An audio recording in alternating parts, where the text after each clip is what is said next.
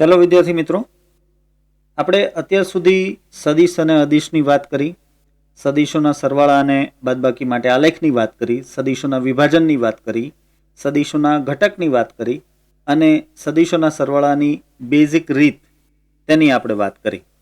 ત્યારબાદ સ્થાન, સ્થાનાંતર, વેગ, પ્રવેગ એ બધા વિશે પણ આપણે ચર્ચા કરી. હવે તેને લગતા ઉદાહરણ 4.1 થી 4.3 સુધીની ચર્ચા આપણે અહીં કરીશું. જો સૌથી પહેલા જોઈએ ઉદાહરણ 4.1. વરસાદ શિરોલમ દિશામાં 35 મીટર પ્રતિ સેકન્ડની ઝડપે પડે છે. થોડા સમય બાદ હવા 12 મીટર પ્રતિ સેકન્ડની ઝડપે પૂર્વથી પશ્ચિમ દિશામાં ફૂંકાવા લાગે છે. બસ સ્ટેન્ડ પર ઊભેલો છોકરો પોતાની છત્રી કઈ દિશામાં રાખવી જોઈએ કે જેથી કરીને તે પલળે નહીં. બેઝિકલી એમ જ પૂછવા માંગે છે કે છોકરાએ છત્રી કઈ દિશામાં રાખવી જોઈએ કે જેથી કરીને તે પલળે નહીં. ટૂંકમાં વરસાદ પડી રહ્યો છે અને સાથે સાથે પવન પણ ફૂંકાઈ રહ્યો છે. તો જો આ છોકરાએ પલળવું ન હોય તો તેણે છત્રી કઈ દિશામાં રાખવી જોઈએ તે આપણે શોધવાનું છે. જો આ વાતને સમજીએ, અહીં પાણીના ટીપા ઉપર બે વેગ એક સાથે લાગુ પડી રહ્યા છે. એક બાજુ વરસાદ પડી રહ્યો છે માટે વરસાદનો વેગ 35 મીટર પ્રતિ સેકન્ડ જે નીચે તરફ હશે, અધો દિશામાં હશે, અને એક તરફ હવાનો જે વેગ લાગુ પડી રહ્યો છે 12 મીટર પ્રતિ સેકન્ડ તે પૂર્વથી પશ્ચિમ દિશામાં છે. એટલે કે શિરોલમને લંબ દિશામાં હશે, અથવા એમ કહું કે આ સમક્ષિતિજ દિશામાં હશે. બરાબર? તો આ બંને વેગની અસર હેઠળ પાણીનું ટીપું ખરેખર પરિણામી વેગની દિશામાં ગતિ કરશે. તો આપણે એ શોધવાનું છે કે આ છોકરાએ કઈ દિશામાં છત્રી રાખવી જોઈએ કે જેથી કરીને તે પલળે નહીં. હવે આ માટે પેલા આકૃતિ દોરી લઈએ. ચલો, સૌથી પહેલા આ દિશાઓ દર્શાવી દીધી. અહીં તમે જોઈ શકો છો કે આ બાજુ છે પૂર્વ અને આ બાજુ છે પશ્ચિમ. અને હવે આપણે વેગના સદિશો દર્શાવી દઈએ. જો આ રીતે અહીં ધારો કે આ છે પાણીનું બૂંદ. બરાબર? હવે તેના ઉપર એક વેગ લાગુ પડી રહ્યો છે, તે વરસાદનો વેગ છે, જેને આપણે નામ આપીએ વેલોસિટી ઓફ રેન, વરસાદનો વેગ VR. અને બીજો વેગ એ તમને કહ્યું છે કે પૂર્વથી પશ્ચિમ દિશામાં પવન ફૂંકાય છે તેના હિસાબે હશે. એટલે આ જે બીજો વેગ છે એ પવનને હિસાબે લાગુ પડેલો વેગ છે, માટે તેને નામ આપશું આપણે VW, વેલોસિટી ઓફ વિન્ડ, પવનનો વેગ. હવે આ બંનેની સંયુક્ત અસર નીચે આ પાણીના ટીપાને આ બાજુએ પરિણામી વેગ લાગુ પડશે, જે આપણે સબાચકોની મદદથી દોરી શકીએ. અહીં આ સબાચકો જો દર્શાવીએ તો આ રીતે બનશે. અને તેમાં આ ટીપાનો પરિણામી વેગ આ રીતે આવશે. જો આ થશે પાણીના ટીપાનો પરિણામી વેગ, નામ આપીએ આપણે તેને V. હવે જો આ છોકરાએ વરસાદથી ભીંજાવું ન હોય તો ઓબ્વિયસલી તેણે છત્રી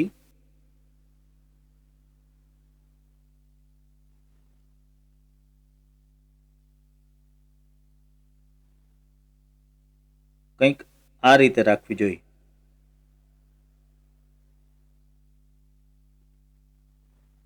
તમે જોઈ શકો છો કે છત્રીની દિશા બરાબર વરસાદના છાંટાની દિશામાં જ છે. બરાબર? હવે આ માટે આપણે શોધવાનું છે કે આ છત્રી કઈ દિશામાં રાખવી જોઈએ. મીન્સ કે આપણે આ છત્રીનો ખૂણો શોધવાનો છે. તો એ માટે હું અહીં એક શિરોલમ લાઈન દોરી નાખું.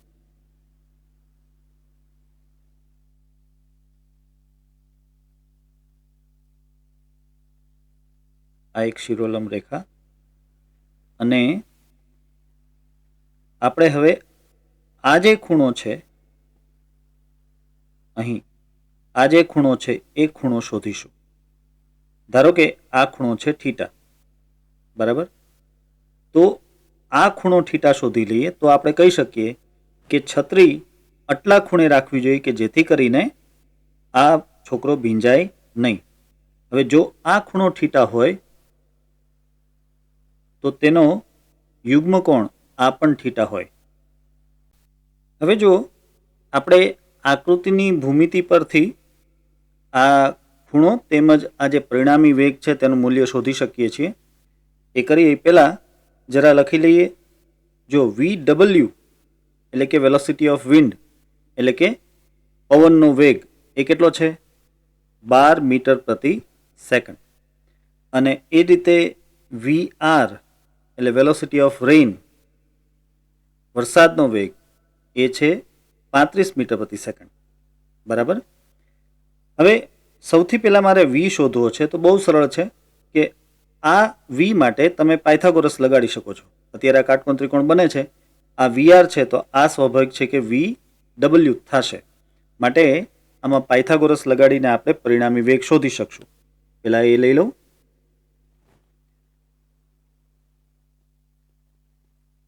પાણીના ટીપાનો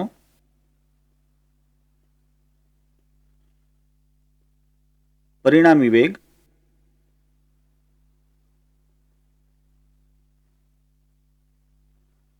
V બરાબર પાયથાગોરસ પરથી આપણે લખી રહ્યા છીએ VR² પ્લસ VW², બરાબર. હવે VR છે 35 નો સ્ક્વેર અને આ VW 12 નો સ્ક્વેર.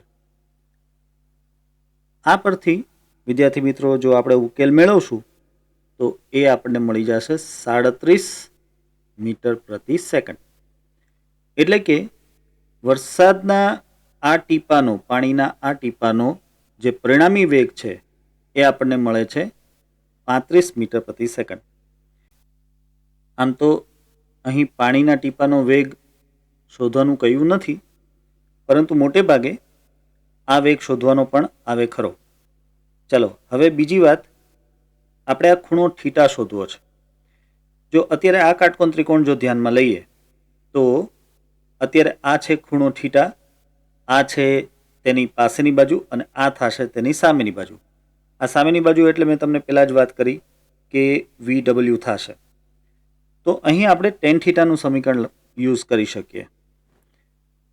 આમ લખી શકાય ટેન થીટા બરાબર, તમે જાણો છો કે સામેની બાજુના છેદમાં પાસેની બાજુ. તો સામેની બાજુ શું છે અત્યારે? VW છેદમાં પાસેની બાજુ એટલે કે VR. તો આ પરથી થીટા બરાબર થશે ટેન ઇન્વર્સ VW ના છેદમાં VR, એટલે કે ટેન ઇન્વર્સ 12 ના છેદમાં 35. આ ગુણોત્તર લઈએ આપણે એટલે વિદ્યાર્થી મિત્રો આ મળી જશે ટેન ઇન્વર્સ 0.343, 0.343.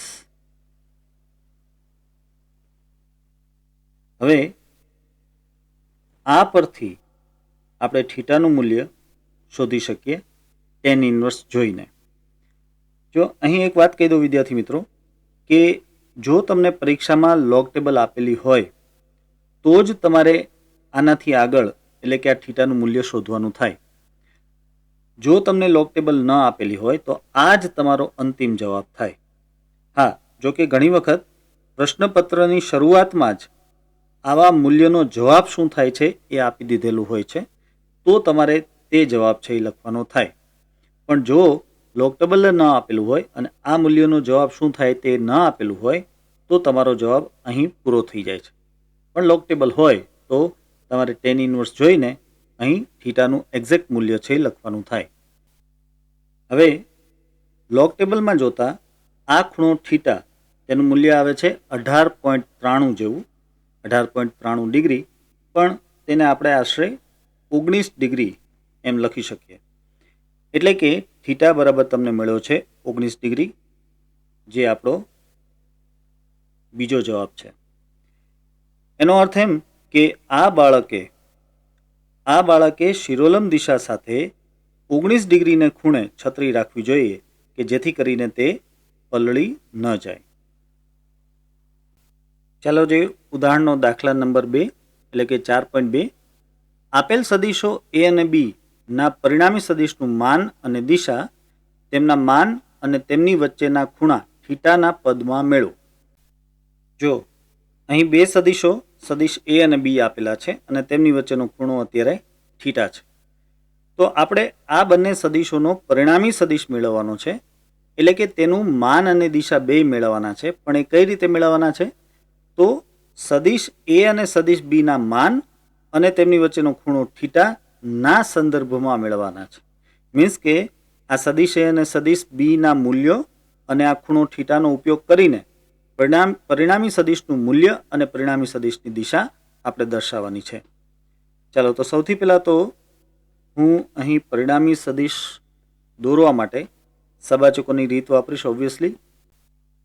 અને એ માટે સૌથી પહેલા તો હું એને સમાંતર એક રેખા દોરી લઉં, જેને મારે આ એને સમાંતર અને એ જેવડી રેખા છે, જેને મારે અહીં બીના હેડમાંથી પસાર કરવાની છે. હવે મારે બીને સમાંતર એક રેખા દોરવાની છે.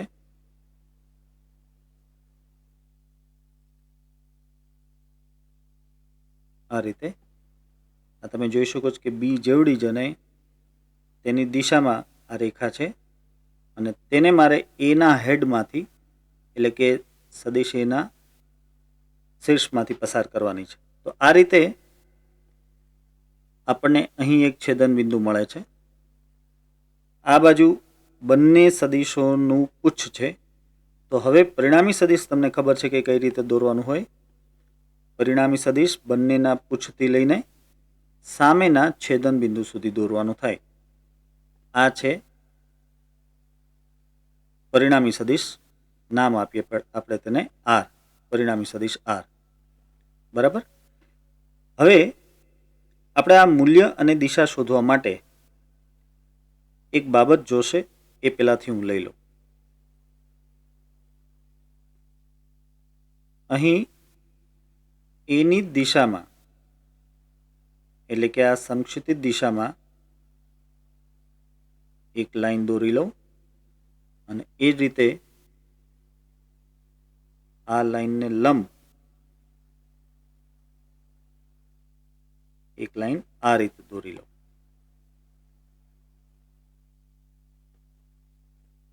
આ બંનેની આપણે જરૂર પડશે. હવે બધા બિંદુઓ માટે જરા નામકરણ કરી લઈએ. દાખલા તરીકે આ ઓ, આ બિંદુ પી, અહીં ક્યુ, અહીં એસ.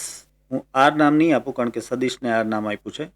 એસ અને અહીં ટી. બરાબર. બીજું કે આ જે પરિણામી સદીશ છે તેનો ખૂણો આ આલ્ફા થશે. બરાબર સમજો. બંને સદીશો વચ્ચેનો ખૂણો એ થીટા છે, પણ પરિણામી સદીશનો એક્સ દિશા સાથેનો જે ખૂણો છે એ આલ્ફા છે. ઓકે, તો હવે આપણે આગળ વધીએ. જો સૌથી પહેલા અહીં આપણે પાયથાગોરસ લગાડી શકીએ એમ છીએ. બરાબર. આ ત્રિકોણ ઓ એસ ક્યુમાં આપણે પાયથાગોરસ લગાડીએ તો આમ લખી શકાય.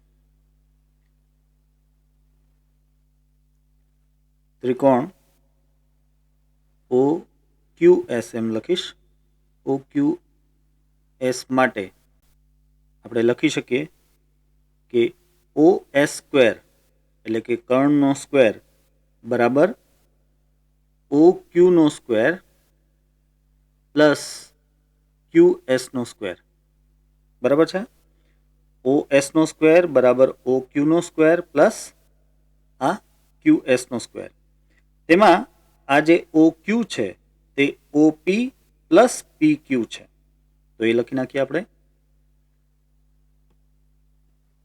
ઓ ક્યુ માટે લખી શકાય ઓપી પ્લસ PQ નો સ્ક્વેર પ્લસ QS નો સ્ક્વેર.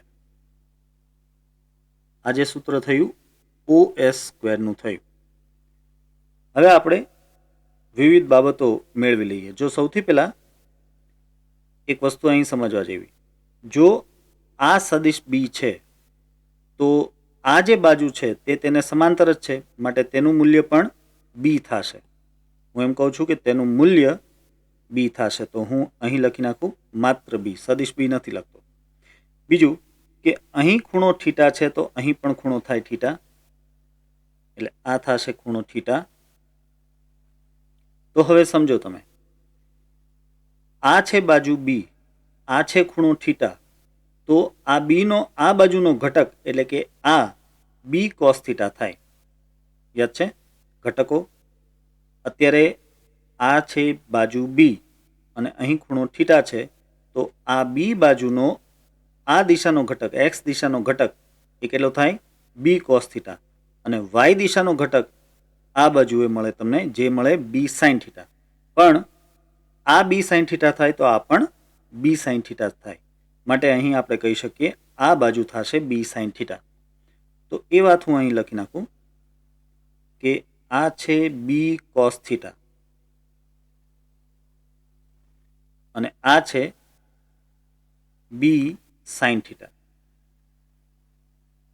બરાબર વિદ્યાર્થી મિત્રો, આવું આપણે ઘણી વખત લેવાનું થશે. મેં તમને કહ્યું હતું કે ઘટકો બહુ અગત્યના છે, એટલે ફરીથી યાદ કરી લેજો કે અત્યારે આ કોઈ બાજુ છે, કોઈ સદિશ છે, જે કંઈ પણ હોય તેની સાથે અહીં ખૂણો બનાવે છે થીટા, તો તેને એડજસન્ટ એટલે કે તેને અડીને જે બાજુ છે એ હંમેશા બી કોસ થીટા થાય અને તેને સામેની જે બાજુ છે હંમેશા બી સાઇન થીટા થાય.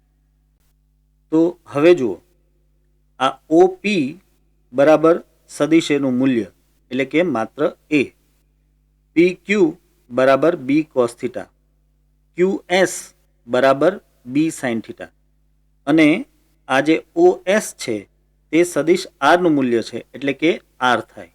બરાબર, OS બરાબર શું થાય? આર. તો આ બધી જ બાબતો આપણે આ સમીકરણમાં મૂકીએ. OS બરાબર આપણે કહ્યું આર, તો આર સ્ક્વેર. પછી OP બરાબર સદિશ એનું મૂલ્ય એટલે કે માત્ર એ, પ્લસ PQ બરાબર છે બી કોસ થીટા અને તેનો સ્ક્વેર, પ્લસ QS. હવે QS બરાબર શું છે? બી સાઇન થીટા, તેનો સ્ક્વેર, એટલે કે બી સ્ક્વેર અને સાઇન સ્ક્વેર થીટા આમ થાય. બીનો અને સાઇનનો બંનેનો સ્ક્વેર થાય અહીં, એટલે બી સ્ક્વેર સાઇન સ્ક્વેર થીટા. હવે સાદું રૂપ આપીએ, આ કાઉન્સ ખોલીએ આપણે તો આપણને મળશે A square plus 2AB cos theta plus B square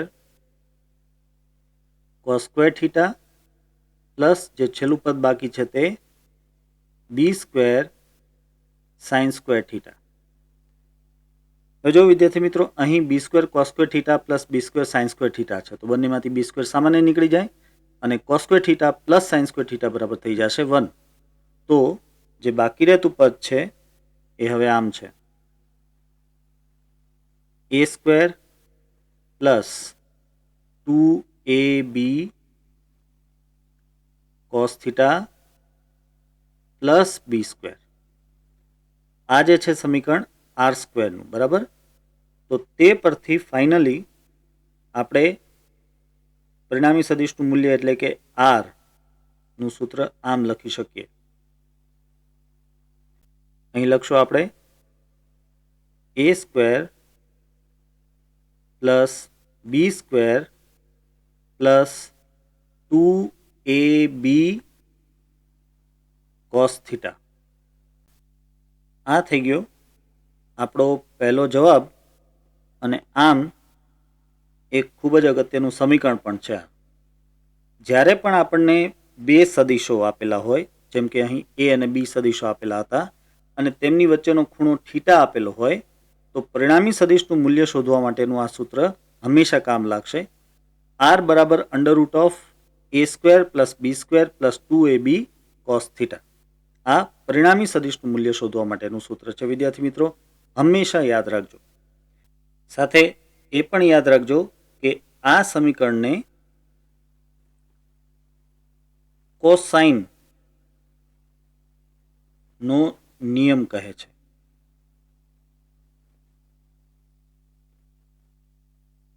આ જે કોસ વિધેય છે ને તેને ખરેખર કોસાઇન કહેવામાં આવે. તેનું આખું નામ છે કોસાઇન. સાઇનને સાઇન જ કહેવાય છે, કોસને કોસાઇન કહેવાય છે, ટેનને ટેન્જન્ટ કહેવાય છે. તો અહીં કોસ આવે છે, માટે આ જે નિયમ છે, આ જે સમીકરણ છે તેને કોસાઇનનો નિયમ કહે છે. યાદ રાખજો. હવે આપણે આ જે પરિણામી સદિશ છે તેણે અહીં જે ખૂણો આલ્ફા બનાવેલો છે તે આલ્ફા શોધવો છે. એ માટે આકૃતિમાં થોડીક બાબતો ઉમેરવી પડશે. જો હું અહીં પી બિંદુએથી સામેના સદિશ આર પર આરને લંબ દોરું છું. જો આ જે મેં દોરેલ છે તે સદિશ આર સાથે લંબ દર્શાવે છે, બરાબર. હવે અહીં જે ખૂણો છે, આ ખૂણો એસ પાસે, તેને એક નામ આપી દઈએ બીટા. આ ખૂણો છે બીટા, બરાબર.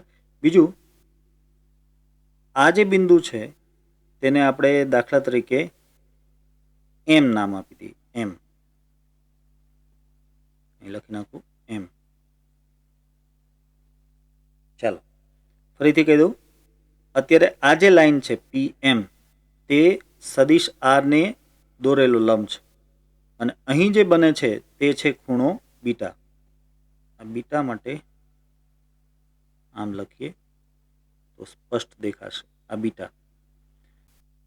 હવે આપણે આ જ આકૃતિ ઉપર થોડીક કસરત કરવાની છે. તો એ માટે આ આકૃતિને ફરીથી અહીં લઈ લેશું. ચાલો, આ આવી ગઈ આકૃતિ ફરીથી અહીં, અને અહીં એક પાર્ટીશન આપણે દર્શાવી દઈએ.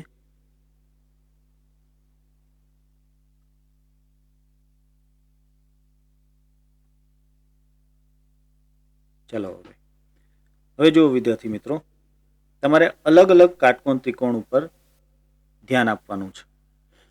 જો સૌથી પહેલા આ એક કાટકોણ ત્રિકોણ જુઓ, રાઈટ. હવે તેમાં આ છે સદિશ આર, તો તેનો એક્સ દિશાનો ઘટક આ થાય, ઓ ક્યુ, બરાબર. આ એક્સ દિશાનો ઘટક થાય અને વાય દિશાનો ઘટક આ થાય.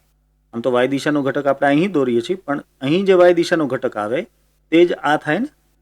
તો આ થશે ઓ ક્યુ એક્સ દિશાનો ઘટક. કોનો? સદિશ આરનો. અને આ થાય સદિશ આરનો વાય દિશાનો ઘટક, બરાબર. હવે જુઓ, આ સદિશ આર એક્સ દિશા સાથે એટલે કે સમક્ષિતિજ દિશા સાથે આલ્ફા ખૂણો બનાવે છે, બરાબર. તો તેનો એક્સ દિશાનો ઘટક એ થશે આર કોસ આલ્ફા અને વાય દિશાનો ઘટક થશે આર સાઇન આલ્ફા. હવે મારે આમાં માત્ર આર સાઇન આલ્ફામાં જ ઇન્ટરેસ્ટ છે, તો એ હું લખી લઉં. જુઓ અહીં આ જે QS છે, QS બરાબર શું થશે? R sine alpha. અને તમે જોઈ શકો છો કે QS બરાબર બી સાઇન થીટા તો ઓલરેડી છે જ, એ તો છે જ. QS બરાબર બી સાઇન થીટા પણ છે અને એક મળે છે આપણને આર સાઇન આલ્ફા. તો આ પરથી હું એક સમીકરણ આમ લખીશ, આર અપોન સાઇન થીટા બરાબર બી અપોન સાઇન આલ્ફા, બરાબર છે. આ એક સમીકરણ કરીને મૂકી દઈએ. હવે આગળ વધીએ. હવે તમારે આ જે બાજુ છે PM તેના ઉપર ધ્યાન કેન્દ્રિત કરવાનું છે. જો આ સદિશ એ અને આ એક બને છે કાટકોણ ત્રિકોણ. આવી રીતે આ સદિશ એ છે, અહીં ખૂણો આલ્ફા છે અને આ બને છે કાટકોણ ત્રિકોણ. હવે સાઇન થીટાનું સૂત્ર શું થાય? સાઇન થીટા બરાબર સામેની બાજુના છેદમાં કર્ણ. બરાબર. હવે તમે જોજો, આ કાટકોણ ત્રિકોણમાં ખૂણો છે આલ્ફા, એટલે પહેલાં તો આવશે સાઇન આલ્ફા. સાઇન આલ્ફા બરાબર સામેની બાજુ એટલે આ PM. આ PM એ સામેની બાજુ. છેદમાં કર્ણ એટલે આ સદિશનું માન એટલે કે A. ફરીથી બોલું છું, સાઇન આલ્ફા બરાબર PM ના છેદમાં A. અથવા આપણે એમ કહી શકીએ કે PM બરાબર A સાઇન આલ્ફા. તો એ વાત હું લખી નાખું. PM બરાબર A સાઇન આલ્ફા. મેં બીજું કાંઈ નથી કર્યું વિદ્યાર્થી મિત્રો, સાઇન થીટાનું સૂત્ર વાપર્યું છે. હવે એ જ રીતે તમે આ એક કાટકોણ ત્રિકોણ છે તે પણ ધ્યાનમાં લો. આ પણ કાટકોણ ત્રિકોણ છે. બરાબર. તેમાં આ જે ખૂણો છે તે છે બીટા. હવે આ ખૂણો બીટા અને આ છે કર્ણ, આ છે પાસેની બાજુ, આ છે સામેની બાજુ. તો અહીં સાઇન બીટા બરાબર સામેની બાજુ છેદમાં કર્ણ થાય. તો સાઇન બીટા બરાબર સામેની બાજુ એટલે PM ના છેદમાં કર્ણ એટલે B. તો પછી PM બરાબર તમે લખી શકો B સાઇન બીટા. તો હું લખું અહીં PM બરાબર B સાઇન બીટા. એટલે એક વધુ સમીકરણ મેળવ્યું, PM બરાબર B સાઇન બીટા. બરાબર છે. આ પરથી આપણે આમ લખી શકીએ કે A ના છેદમાં સાઇન બીટા બરાબર B ના છેદમાં સાઇન આલ્ફા. રાઈટ. આ થઈ ગયું બીજું સમીકરણ. હવે તમે જો આ બંને સમીકરણમાં B ના છેદમાં સાઇન આલ્ફા કોમન છે, તો એ બેને આપણે સરખાવી શકીએ, એટલે કે આ બંને સમીકરણોને આપણે સરખાવી શકીએ. અને હવે આપણે આમ લખી શકીએ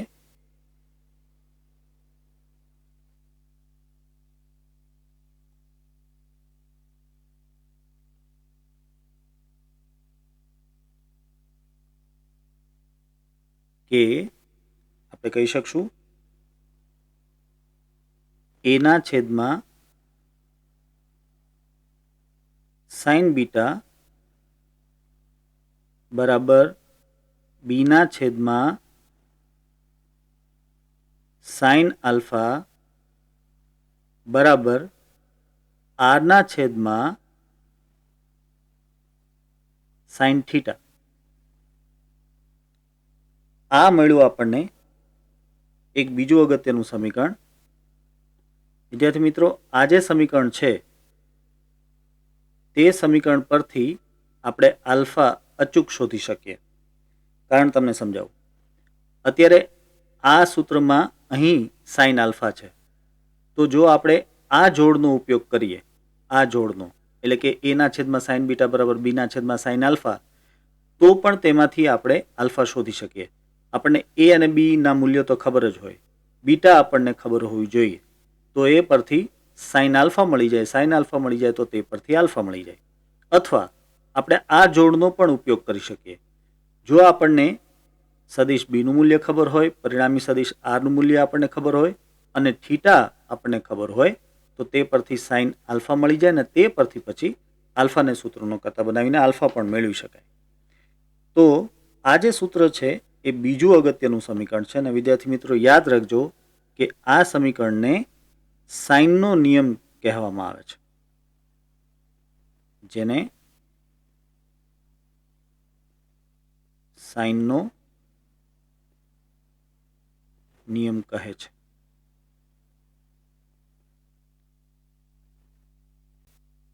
હવે ખૂણો આલ્ફા શોધવાનો એક બીજો સરળ રસ્તો કહું. જો અત્યારે આ એક કાટકોણ ત્રિકોણ બને છે, બરાબર, તેમાં આ છે ખૂણો આલ્ફા. તો આપણે ટેન આલ્ફાનું સૂત્ર વાપરીએ. તમે જાણો છો કે ટેન આલ્ફા બરાબર થશે સામેની બાજુ છેદમાં પાસેની બાજુ. તો આપણે લખી શકીએ અથવા કરીને ટેન આલ્ફા બરાબર સામેની બાજુ એટલે શું છે? SQ ના છેદમાં પાસેની બાજુ શું છે તમે જોઈ શકો છો? OQ. પરંતુ આ ઓ ક્યુ, જો અહીં આ ઓ ક્યુ બરાબર થાય ઓપી પ્લસ પી ક્યુ.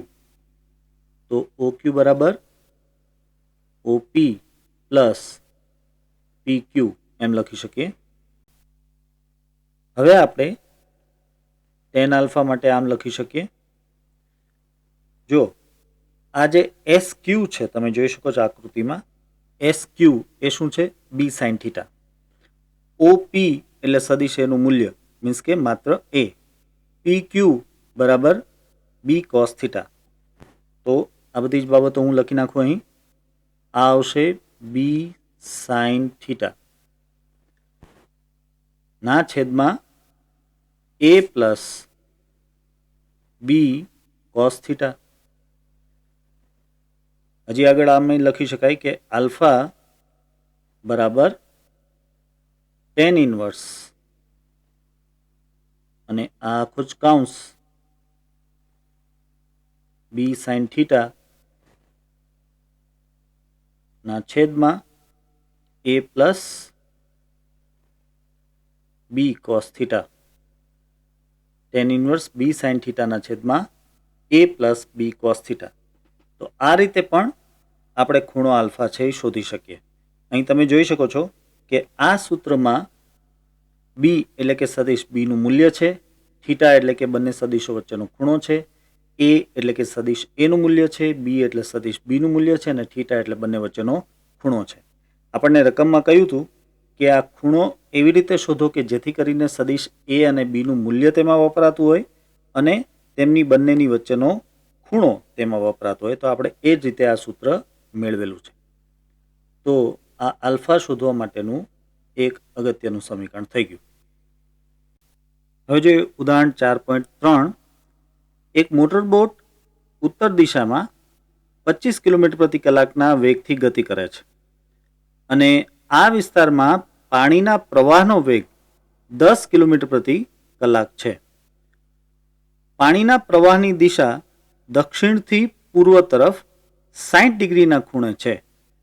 તો મોટરબોટનો પરિણામી વેગ આપણે શોધવાનો છે. અહીં મોટરબોટનો પરિણામી વેગ એટલે તેના વેગનું મૂલ્ય શોધવાનું અને સાથે તેની દિશા પણ આપણે શોધવાની થાય. ચલો આ રકમને આકૃતિ દ્વારા સમજી શકાશે. જો સૌથી પહેલા અહીં દિશાઓ દર્શાવી દીધી છે. આ બાજુ ઉત્તર, દક્ષિણ, પૂર્વ અને પશ્ચિમ. હવે આમાં યાદ રાખો કે આ જે બોટ છે તે ઉત્તર દિશામાં જાય છે. આ બાજુ ઉત્તર દિશામાં જાય છે. એટલે સૌથી પહેલાં તો એ બોટ હું બતાવી દઉં. આ રીતે ઉત્તર દિશામાં બોટ જાય છે. બરાબર. હવે જુઓ કે નદીના પાણીનો પ્રવાહ કઈ દિશામાં છે. જો પાણીના પ્રવાહની દિશા દક્ષિણથી પૂર્વ તરફ 60ના ખૂણે છે. સૌથી પહેલાં આ દિશા જે આપેલી છે તેને બરાબર સમજી લઈએ. જો અહીં વચ્ચે બરાબર ઊભા રહી જઈએ તો આ તરફ થાય દક્ષિણ તરફ, આ થાય પૂર્વ તરફ. પણ અહીં કહ્યું છે કે દક્ષિણથી પૂર્વ તરફ 60ના ખૂણે, એટલે દક્ષિણથી પૂર્વ તરફ 60ના ખૂણે, આમ 60ના ખૂણે, એટલે કે આ તરફ નદીના પ્રવાહની દિશા છે. જો દક્ષિણથી પશ્ચિમ તરફ 60 કીધો તો આમ લેવું પડે, આ બાજુ. દક્ષિણથી પશ્ચિમ તરફ આમ થાય, દક્ષિણથી પૂર્વ તરફ આમ થાય. એટલે દક્ષિણથી પૂર્વ તરફ 60ના ખૂણે એટલે આમ, આ ખૂણો 60નો થશે. તો આ દિશામાં ટૂંકમાં નદીનું વહેણ છે. તો એ આપણે અહીં દર્શાવી દઈએ.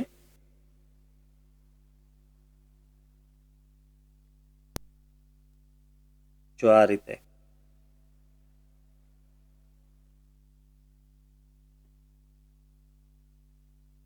આ રીતે તમે જોઈ શકો છો કે નદીનું વહેણ આ તરફ છે અને જે બોટ છે તેની દિશા આ તરફ છે.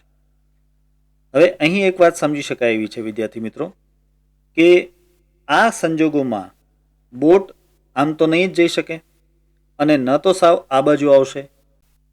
બોટ આ બંનેની વચ્ચેની કોઈ દિશામાં આવશે. એટલે કે આ બંને જે વેગના સદિશ બનશે તેનો જે પરિણામી સદિશ આવે, પરિણામી વેગ આવે તે દિશામાં બોટ જશે. એટલે સપોઝ કે પરિણામી વેગ આ દિશામાં આવે છે તો બોટ ખરેખર આમ ગતિ નહીં કરતી જોવા મળે. બોટ તમને આમ જતી જોવા મળશે, આ રીતે આમ જતી જોવા મળશે, બરાબર. તો એ જ વાત આપણે શોધવાની છે અને સાથે સાથે આ વેગનું મૂલ્ય કેટલું છે તે પણ આપણે શોધવાનું છે. સૌથી પહેલાં હું અહીં દર્શાવી દઉં કે આ છે વીબી વેલોસિટી ઓફ બોટ અને આ છે VW વેલોસિટી ઓફ વોટર. ઠીક છે. અહીં આ બધાના મૂલ્યો આપણને આપેલા છે. જો અહીં લખી નાખું, VB એટલે કે વેલોસિટી ઓફ બોટ એ કેટલો છે? 25 કિલોમીટર પ્રતિ કલાક. આ વધારે છે, યાદ રાખજો.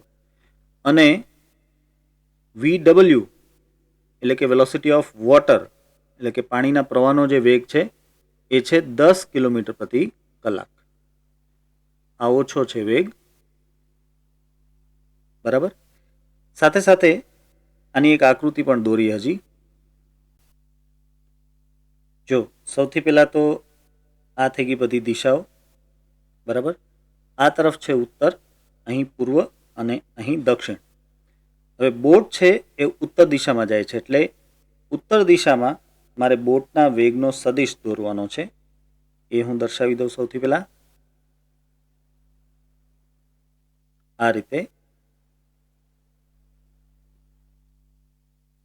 આ ઉત્તર દિશામાં બોટના વેગનો સદિશ આવી ગયો VB, બરાબર.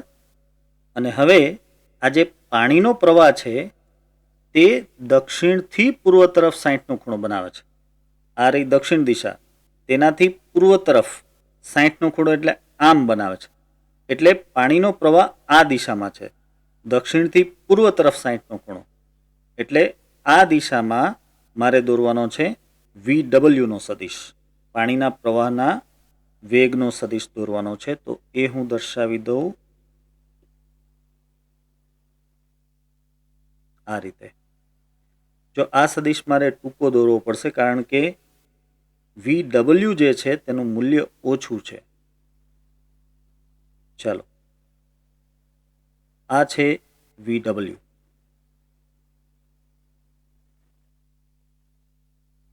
આ VB સદિશ અને VW સદિશ થઈ ગયા તૈયાર. અને અહીં હું દર્શાવી દઉં કે આ ખૂણો છે એ 60નો છે. આપણે ખરેખર આ ખૂણાની જરૂર નહીં પડે. આપણે જે જરૂર પડશે એ આ બંને સદિશોની વચ્ચેનો જે ખૂણો છે તેની જરૂર પડશે. અને સ્વાભાવિક છે કે આ ખૂણો કેટલો આવશે?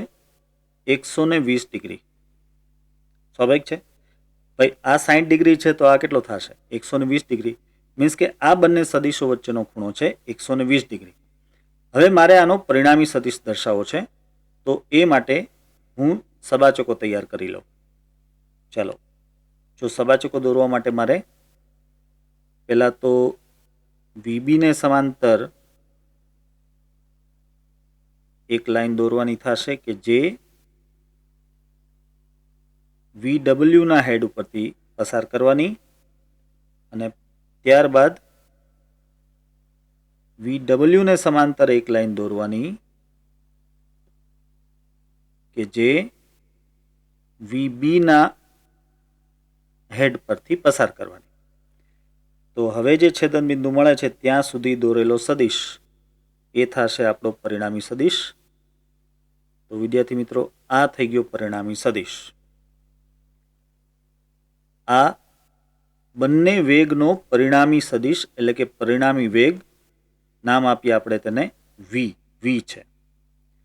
આ Vનું મૂલ્ય આપણે શોધવાનું છે અને સાથે સાથે આ સદિશ Vનો ખૂણો પણ શોધવાનો છે. અને એ ખૂણો શોધવાનો છે આપણે ઉત્તર દિશા સાથે, જેને આપણે નામ આપીશું ખૂણો આલ્ફા. તો આ આલ્ફા આપણે શોધવાનું છે અને આ જે વેગનું મૂલ્ય છે તે પણ આપણે શોધવાનું છે. તો હવે આ માટે આપણે કોસાઇનનો નિયમ અને સાઇનનો નિયમ ઉપયોગમાં લેશું. કોસાઇનના નિયમ ઉપરથી વિદ્યાર્થી મિત્રો આપણને શું મળશે? કોસાઇનના નિયમ ઉપરથી આપણને સદિશનું મૂલ્ય મળશે અને સાઇનના નિયમ ઉપરથી આપણને સદિશની દિશા મળશે. ચાલો લખીએ.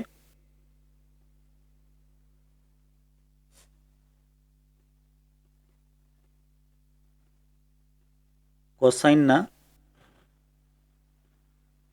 નિયમ પરથી જો કોસાઇનના નિયમમાં તમે જાણો છો કે પરિણામી સદિશ બરાબર અંડર રૂટ ઓફ પહેલા સદિશનો વર્ગ વત્તા બીજા સદિશનો વર્ગ વત્તા 2 ગુણ્યા પહેલો સદિશ, બીજો સદિશ અને કોસ થીટા. એટલે અહીં પરિણામી સદિશ કોણ છે? વી. પહેલો સદિશ VB નો સ્ક્વેર પ્લસ બીજો સદિશ VW નો સ્ક્વેર પ્લસ 2VB VW અને કોસ થીટા. આમાં થીટા એટલે બંને સદિશો વચ્ચેનો ખૂણો. તો બંને વચ્ચેનો ખૂણો કેટલો છે અત્યારે? 120 ડિગ્રી છે. એટલે આ થાય કોસ 120 ડિગ્રી. બરાબર. હવે અહીં એક વાત આપણે સમજી લઈએ.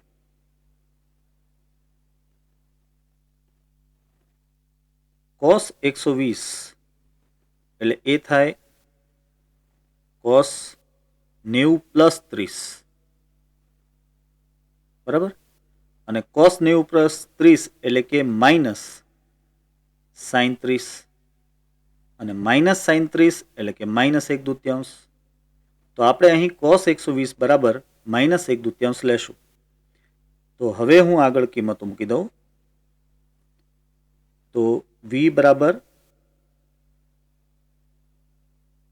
અંડર રૂટ ઓફ પહેલા તો VB નો સ્ક્વેર એટલે કે 25 નો સ્ક્વેર પ્લસ VW નો સ્ક્વેર એટલે 10 નો સ્ક્વેર. હવે આ પદ થઈ જશે માઇનસ, કારણ કે હું કોસ 120 બરાબર માઇનસ 1/2 મૂકીશ. તો આ માઇનસ આગળ લઈ લીધો. VB એટલે કે 25, VW એટલે કે 10 અને માઇનસ આગળ લઈ લીધેલ છે, વધે છે 1/2. હવે સાદુરૂપ આપીએ તો આ પદ મળશે વિદ્યાર્થી મિત્રો રૂટમાં 475 અને તે પરથી તેનો રૂટ લઈએ તો તમને v બરાબર મળી જશે 21.79 21.79 કિલોમીટર પર અવર. અને જો તેને આશ્રય મૂલ્ય લેવું હોય તો આપણે તેને 22 કિલોમીટર પર અવર કહી શકીએ. તો આ વિદ્યાર્થી મિત્રો થઈ ગયો આપણો પહેલો જવાબ કે અહીં બોટનો જે પરિણામી વેગ આવશે તે 21.79 એટલે કે આમ 22 કિલોમીટર પ્રતિ કલાક જેટલો હશે. હવે આપણે સાઇનના નિયમનો ઉપયોગ કરીશું અને તે પરથી આપણે ખૂણો શોધીશું. એટલે કે આ જે ખૂણો આલ્ફા છે એ આપણે શોધીશું. હવે જો આપણી પાસે અહીં બે ખૂણા છે, એક છે આ આલ્ફા અને એક છે આ 120 ડિગ્રીનો ખૂણો એ. આ ખૂણાને આપણે થીટા કહી દઈશું. હું લખી નાખું. આ જે ખૂણો છે એ છે થીટા. થીટા બરાબર 120. બરાબર. હવે આપણે લગાડીએ સાઇનનો નિયમ. સાઇનના નિયમ પરથી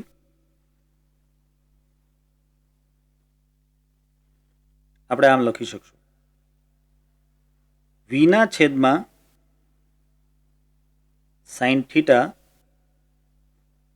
બરાબર VW ના છેદમાં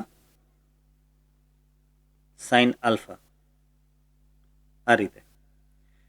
જો વિદ્યાર્થી મિત્રો આ સૂત્ર સાઇનનો નિયમ જો બરાબર સમજાતો ન હોય કે યાદ ન રહેતો હોય તો જરા આ આકૃતિ ઉપર આવો. અહીં હું તમને વાતને સમજાવી દઉં. જો અહીં આ જે બિંદુ છે ને તેને એક નામ આપી દઈએ. જો આને O કહીએ, આને આપણે દાખલા તરીકે M કહી દઈએ. બરાબર. હવે જો આ ખૂણો કેટલો થશે? અત્યારે તમે જોઈ શકો છો કે આ ખૂણો આનો યુગ્મ કોણ જ છે ને, આવી રીતે આમ Z બને છે. તો જો આ આલ્ફા છે તો આ ખૂણો કેટલો થશે? આલ્ફા જ થશે. એટલે પહેલાં તો આ ખૂણો હું લખી નાખું આલ્ફા. બરાબર. હવે બીજી વાત, જો આ ખૂણો છે 120 એટલે આમ તો થીટા, અને આપણે કહેવું જોઈએ થીટા, તો આ થાય 180 માઇનસ થીટા.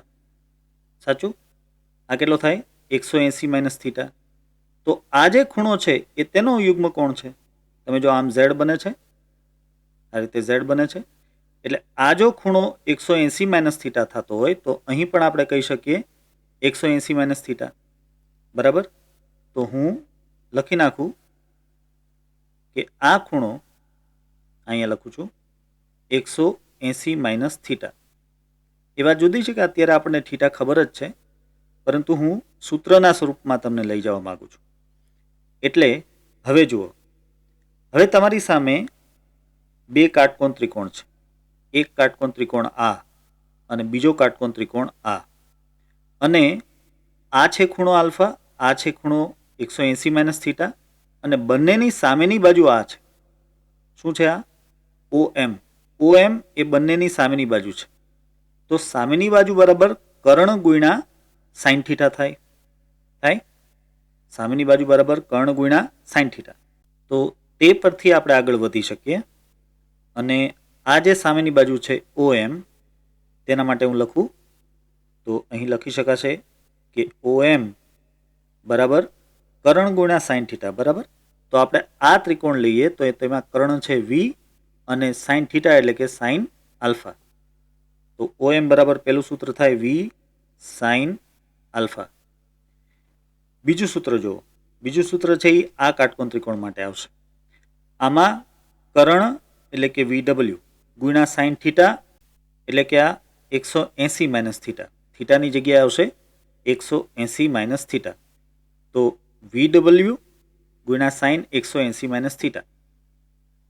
અહીં લખી નાખું VW ગુણ્યા સાઇન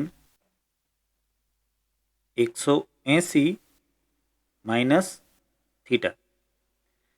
હવે આપણે માત્ર આ બે પદોને ધ્યાનમાં રાખશું તો લખી શકાય કે V સાઇન આલ્ફા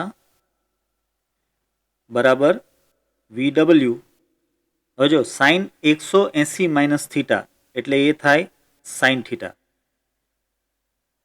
આ બધી વાતો આપણે ફંડામેન્ટલ ઓફ મેથેમેટિક્સ જે છે એમાં બહુ શરૂઆતમાં કરેલી છે. જરૂર લાગે તો તેના વિડીયો જોજો કે સાઇન 180 માઇનસ થીટા બરાબર સાઇન થીટા શું કામ થાય. હવે આ પરથી સ્પષ્ટ છે કે લખી શકાય Vના છેદમાં સાઇન થીટા બરાબર VWના છેદમાં સાઇન આલ્ફા. બરાબર? તો આ જ સમીકરણ અહીં છે. Vના છેદમાં સાઇન થીટા બરાબર VWના છેદમાં સાઇન આલ્ફા. હવે આપણે આમાં આપેલી બધી જ કિંમતો મૂકશું તો તે પરથી આપણને જવાબ મળી શકશે. એટલે કે જે ખૂણો શોધવાનો છે તે આપણને મળી શકશે.